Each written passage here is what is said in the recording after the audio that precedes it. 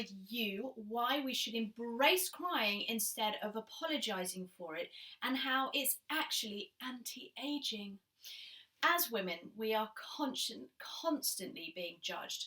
All the women I know are handling work, kids, relationships, and more absolutely flawlessly.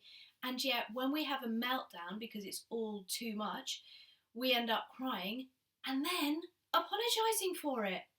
How often have you been with a loved one or a girlfriend in an emotional moment and heard them apologise for their tears? A lot, right? You see, there's this idea that crying is a sign of weakness, like we can't hack it, and it might even feel a bit embarrassing or even uncomfortable because it's like admitting that we're failing at what everyone else is apparently handling no problem. But it's not true. Even in my clients' sessions in my therapy room, they're apologising for crying. And this is one of the places right here that you can really let it out.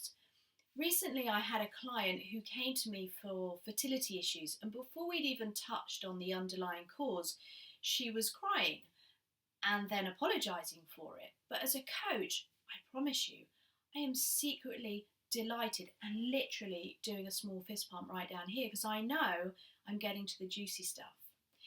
I had another client who'd recently gone to a physio session because she had a bad ankle, and something prompted her to cry, and she proceeded with that physio to cry for about 2 hours and really let some stuff out.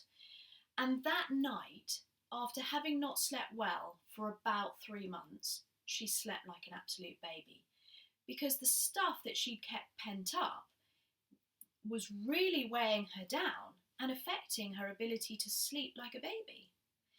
So what happens if we don't cry, I can hear you ask? Well, if we don't let it out, your mind and body will find a way to let it out anyway.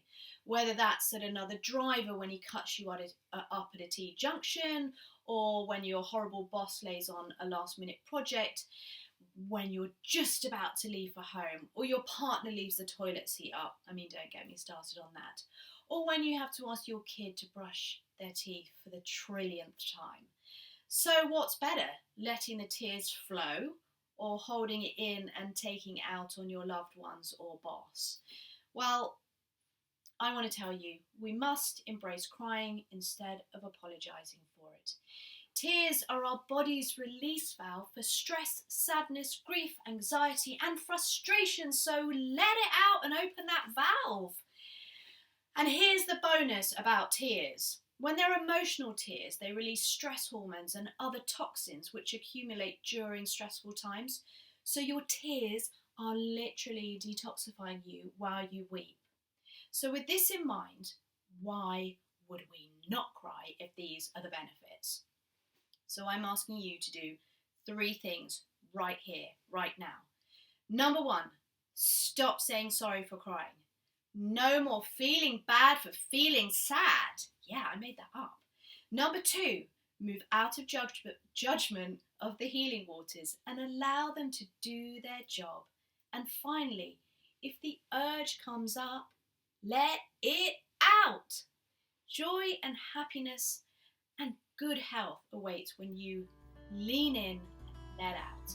So here's to shedding a tear or two, embrace crying and stop apologising for it. Follow the link to get your free meditation designed to help you let go and feel amazing.